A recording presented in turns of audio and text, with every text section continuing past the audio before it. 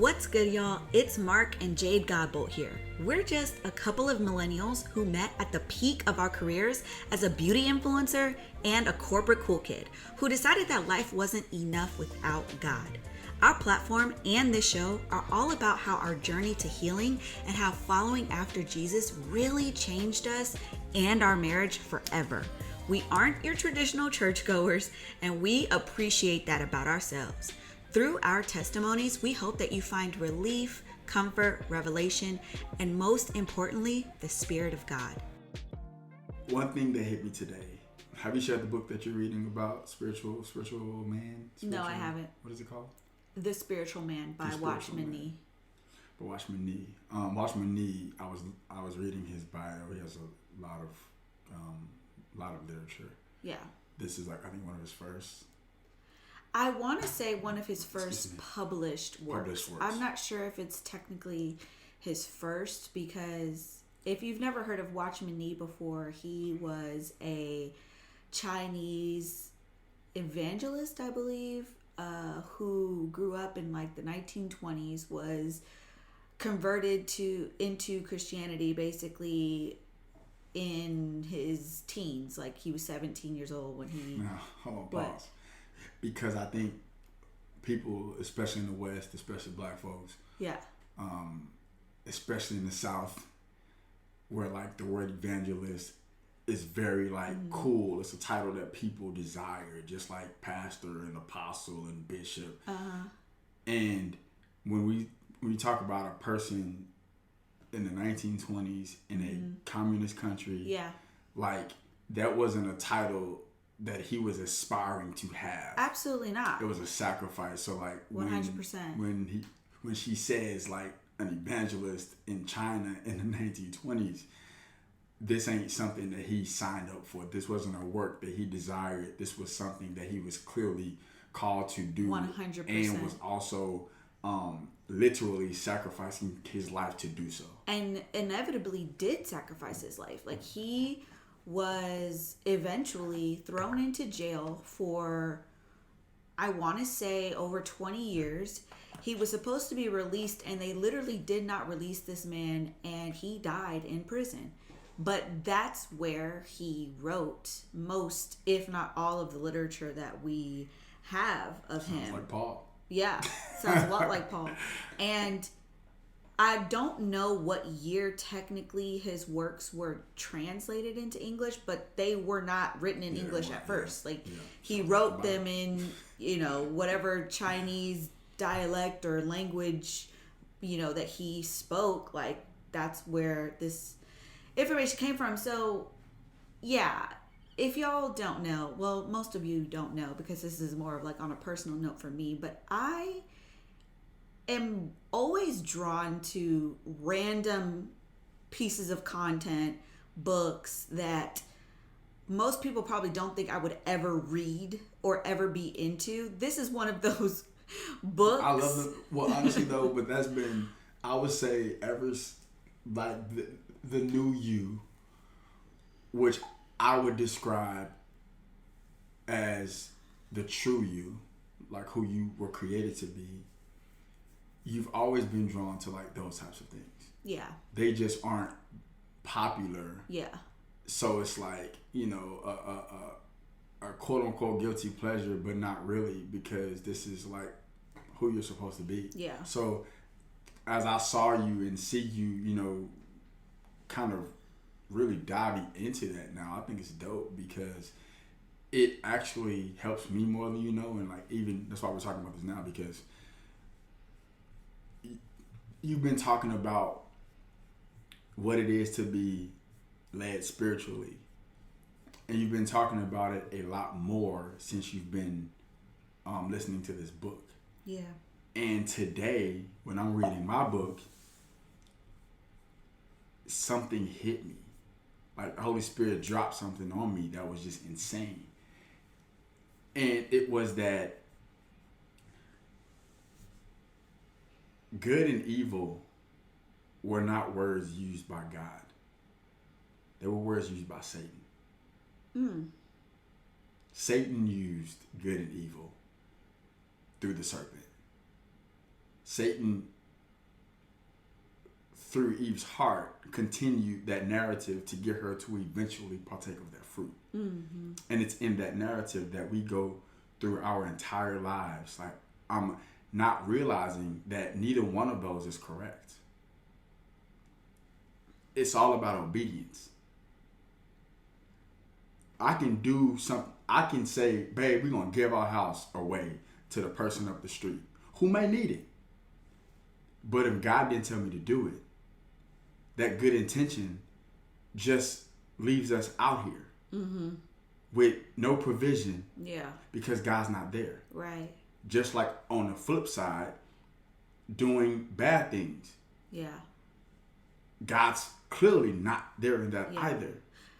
You know what's so crazy is that just brought me back to a memory of when I was in, what was this, 4th or 5th grade, and I was living in Germany at the time, and I got selected to be in the gifted and talented program, and we were doing projects like presentations, and it was when I first learned how to do PowerPoint, and everyone had a different subject matter that they were supposed to focus on. And this is my very first abstract assignment, and I remember it was specifically on the concept of good versus evil, light versus dark, and showing those parallels in different ways.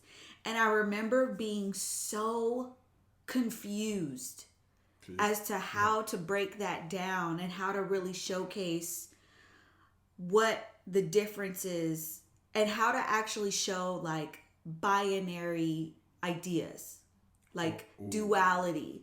And I remember I wrote about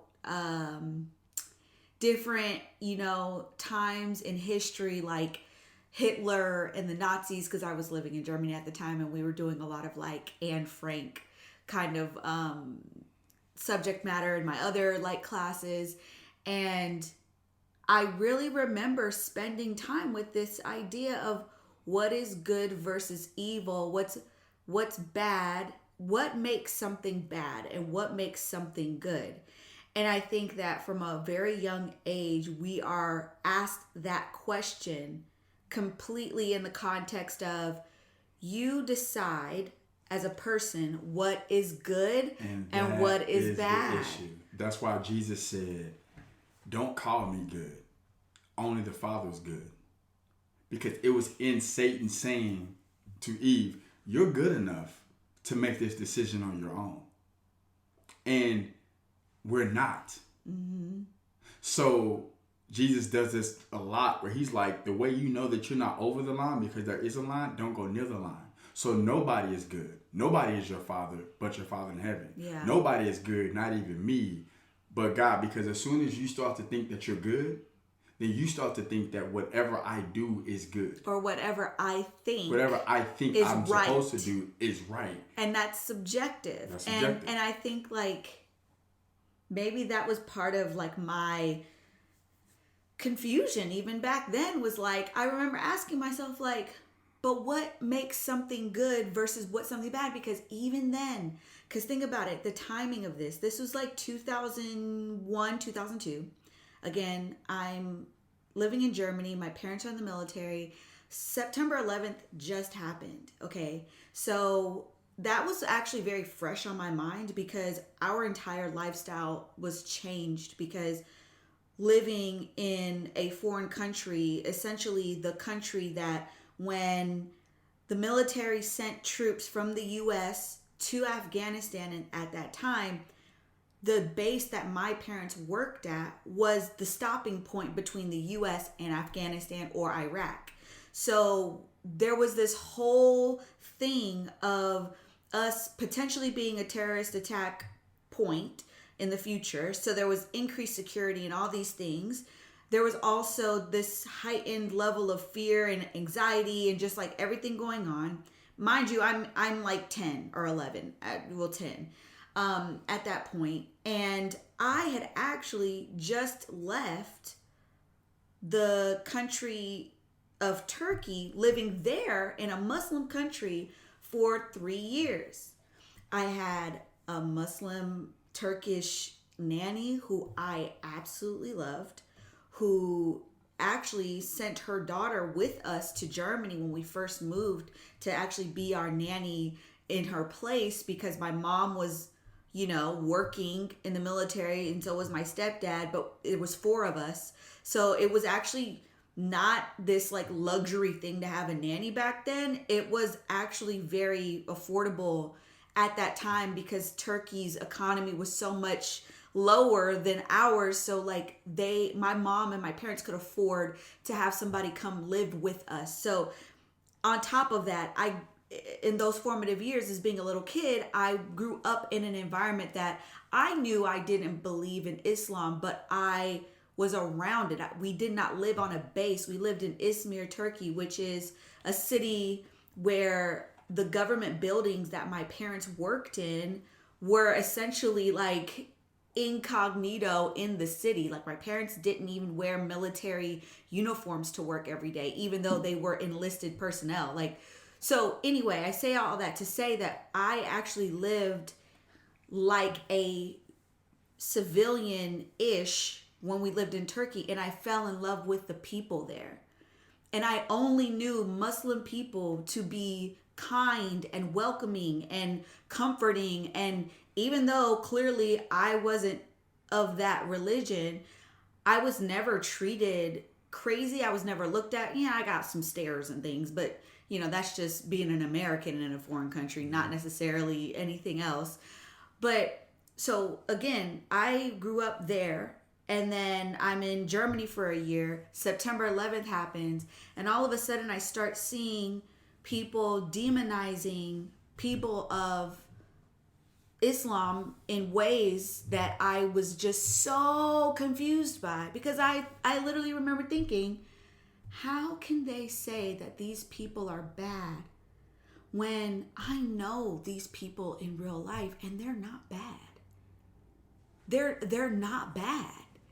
They're actually nicer to me than most Americans. Like how it goes. So for me at 10, 11 years old, to then be asked this question of like, what is good versus bad? And I'm really sitting here like, well, the media that I see, like the news and the military that my parents are enlisted in, is saying that these people that look like this and practice this religion are bad. But I knew that, how is that possible? Because it didn't correlate with the reality that I knew. So rewind the how is that possible part, because I think that we're going far there. Let's just go back to who is in the seat making the call. Right. Because that's what Jesus is trying to say. By you calling that person good, then that means they're in the place of God.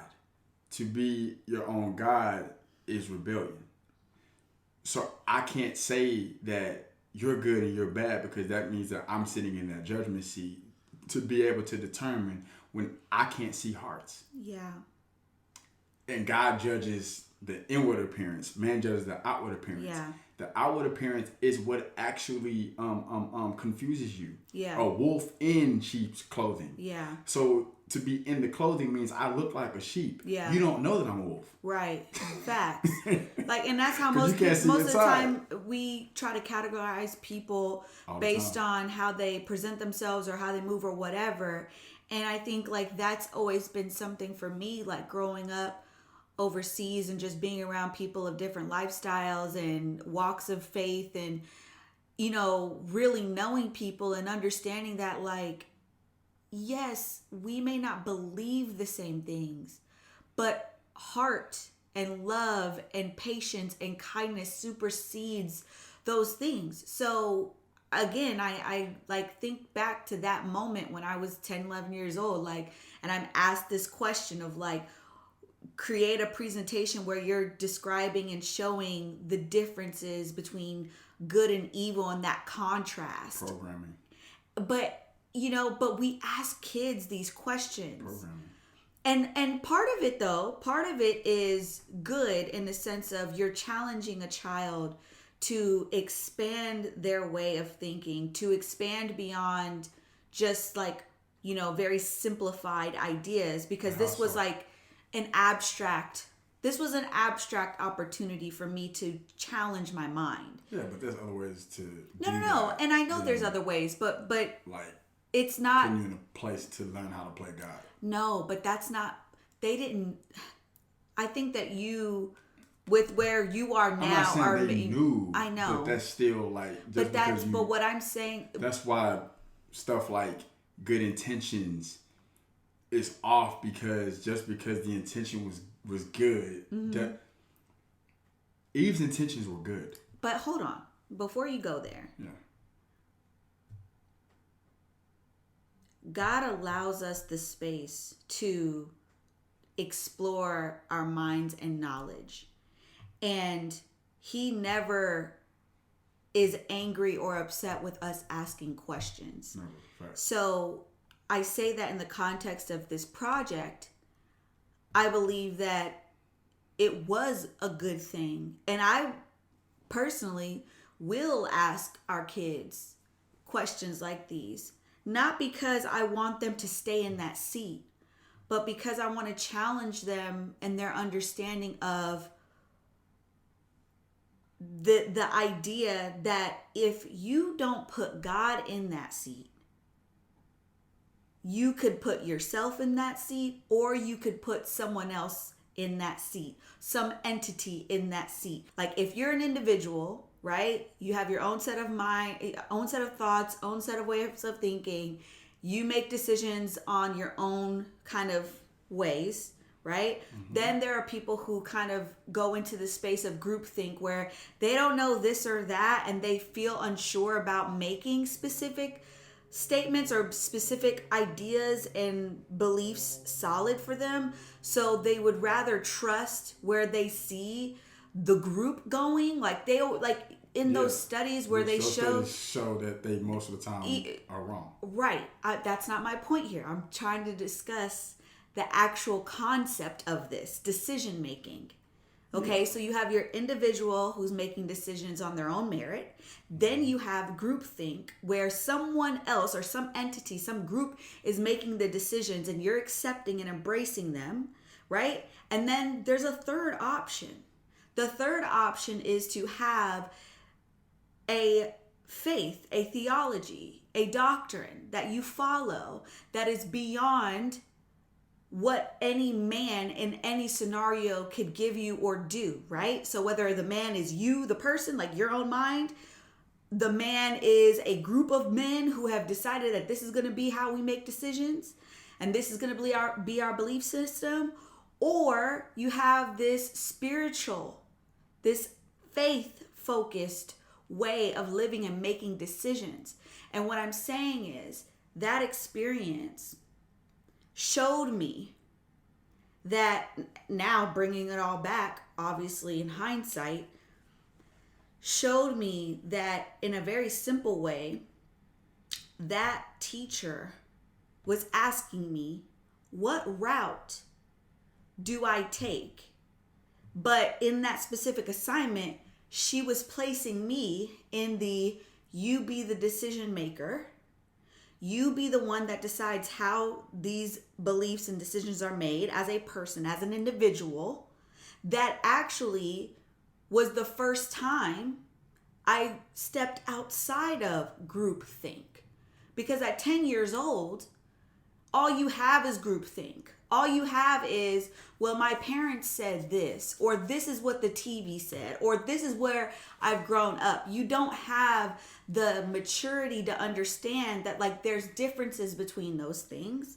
And so now as an adult, and I think that we underestimate how smart like kids and teenagers are, to where you can actually lay out these options like, yes, You can be the master of your domain. You can be the individual that makes the decisions, and you don't take what other people say for, for truth. You figure it out on your own. You make your own decisions on your own, path.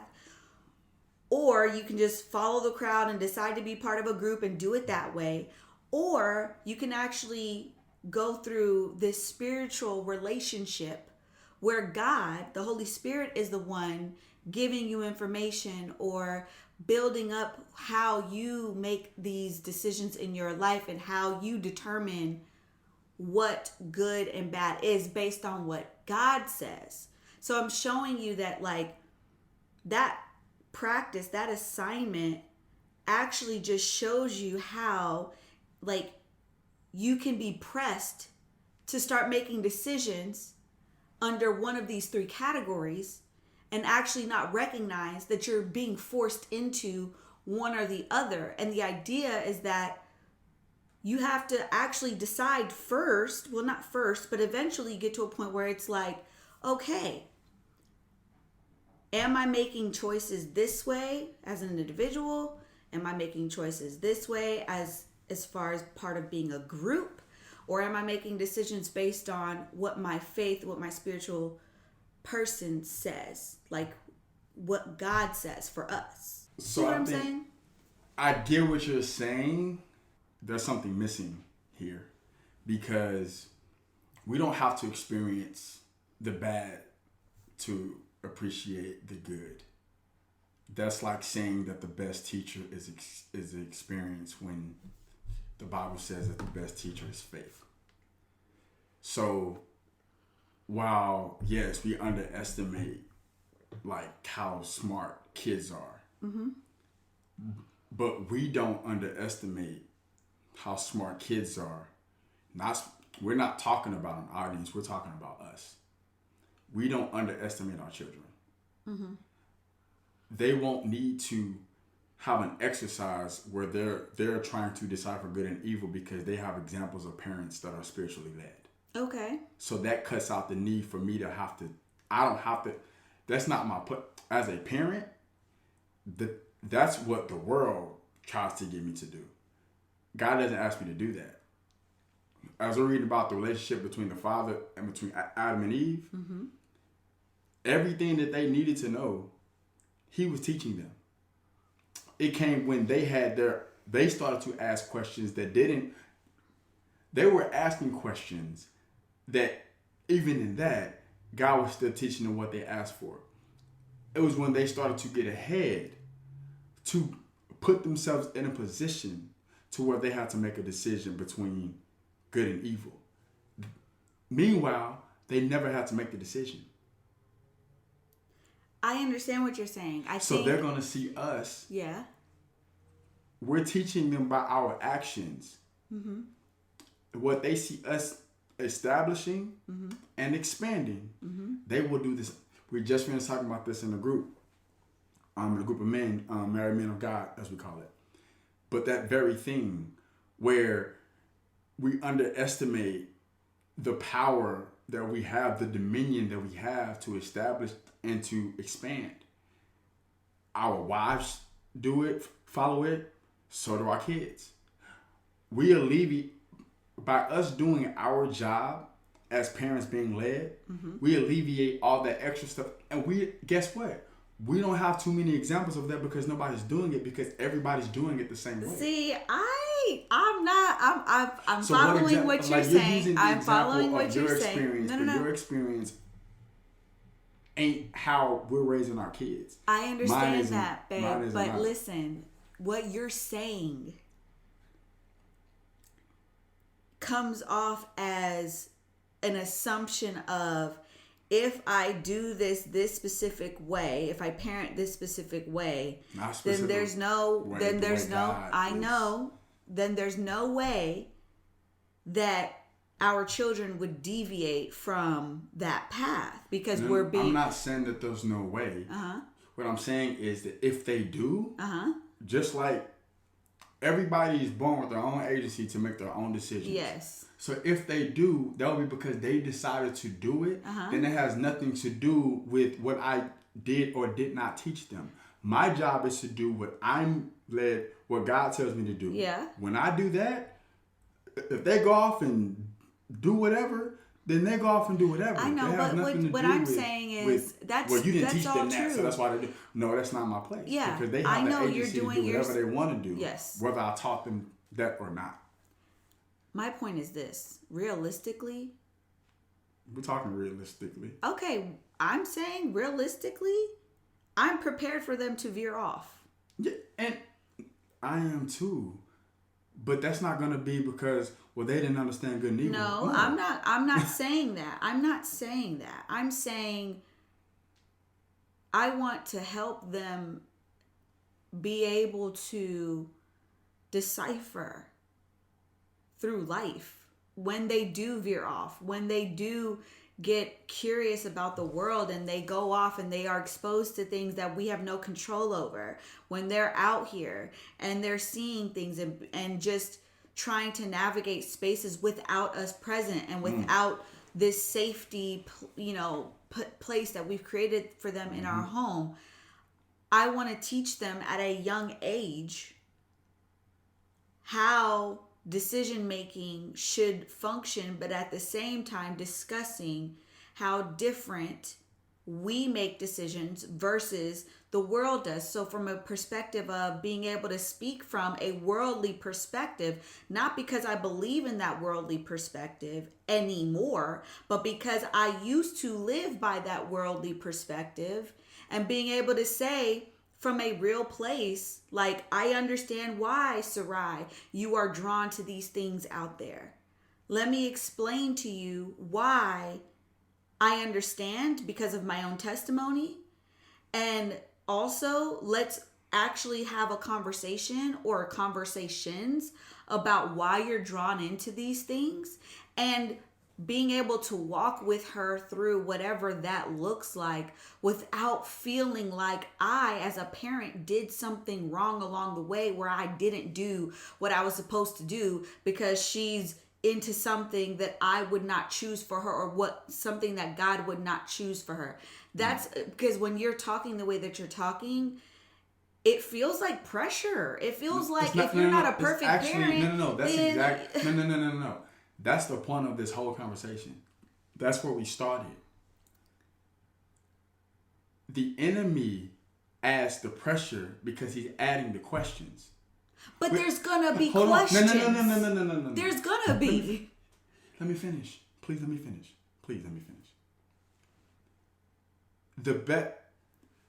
As you were talking, this came to me. The best thing that my mom did for me is introduce me to God. Because the reality is, she wasn't with me through some of the hardest times of my life. Mm-hmm. It was in my ability in those hard times to know that I could pray. That's the best thing that we can teach our kids. Walking them through stuff that might or might not happen, adding the pressure of, well, did I check the box? Did I talk about stuff? No. Along the journey, as if God says, do this, we're obedient to do that. Not sitting here not saying, well, I'm going to make sure that they go through this good and evil thing. And I'm going to make sure. I never said that. You said, and I quote, I'm going to have them conversations about good and evil because that helped me, da. But if God don't tell us to, that's just your good intention, not being obedient, because who's this? Thinking that there's added pressure when there's not.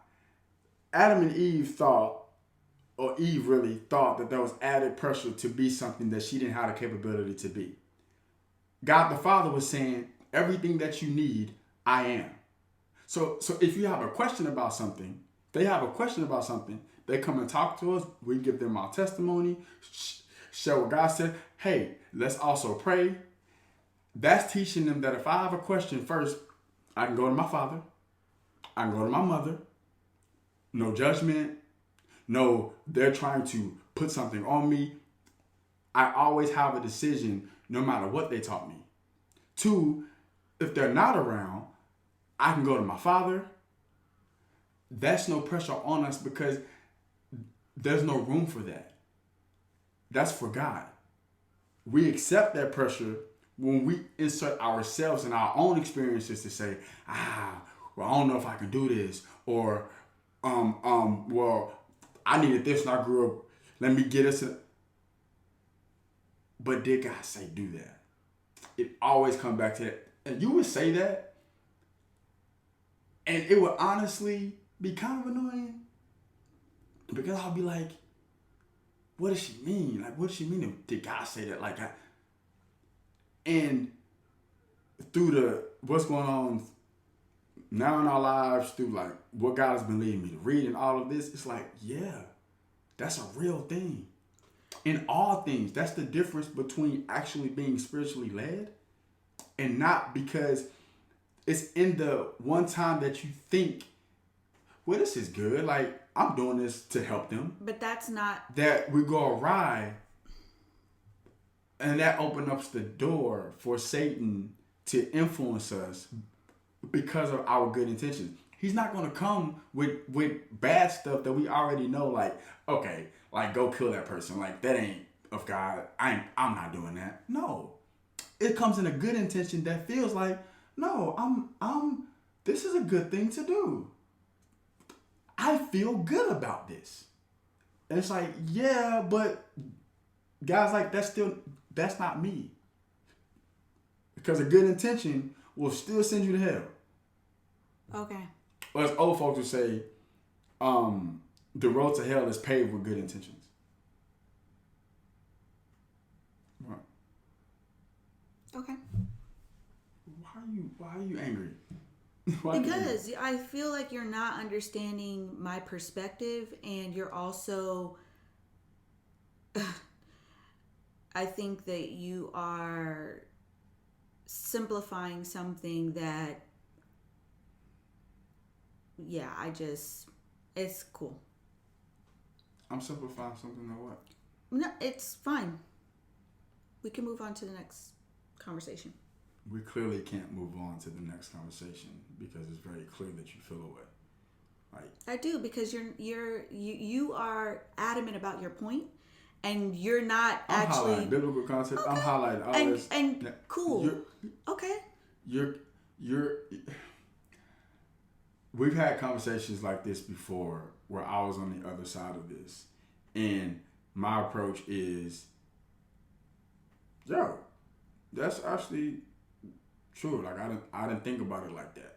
But that's your not approach my. That's not my. Your approach be, I just feel away, and because, like, I'm not agreeing with what you're saying, and I'm in the best way I know how disagreeing with what you're saying, giving you biblical context, book context, using the same stuff that you've said to me as why, when what you're saying is literally doing the exact thing that we're talking about, like, not doing. That's not what this is. At the end of the day, when we have conversations and you're trying to prove a point, you can have all the facts in the world. You can have all the knowledge, the biblical scripture to back it up, all of that.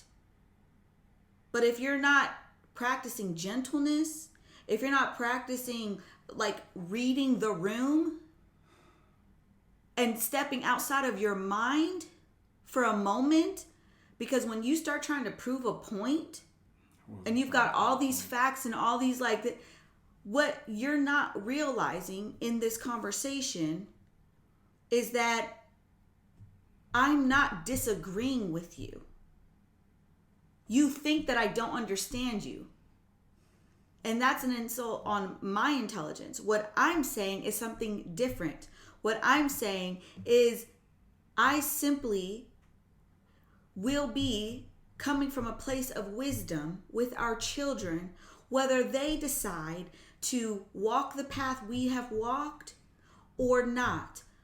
I'm saying I appreciate the experiences that I've had in my past that have challenged me to think about what it means for me to decide in my own way what is good and what is evil, because that has helped build this concept of me being able to explore who even decides what good and evil is. And that has pushed me closer to God, because I recognize that this man over here that claims to be this versus this man over here that claims to be that are really the same thing, because they're both not God. So all I'm saying is, I want to create an environment for our children where they can explore their thought processes in that way if they desire to. And I will be in a position where I can help them walk through that mental practice. Because if God has given them the capacity to do that at a young age or old age, whatever, intellectually, I want to be in a position to support that. I'm not trying to sit here and go back and forth with you whether or not your point is right or wrong. Your point is correct, but it is not the way that I would approach or how I move in discussions like this. This is where you and I differ. You try to compare the way that I respond in these situations with your way of responding, when we are two different people. Not only are we two different people, but you are a man built differently than me as a woman, especially emotionally. So when you are hitting with facts, truth, okay. But I don't care about none of that if you coming off like hard and brash.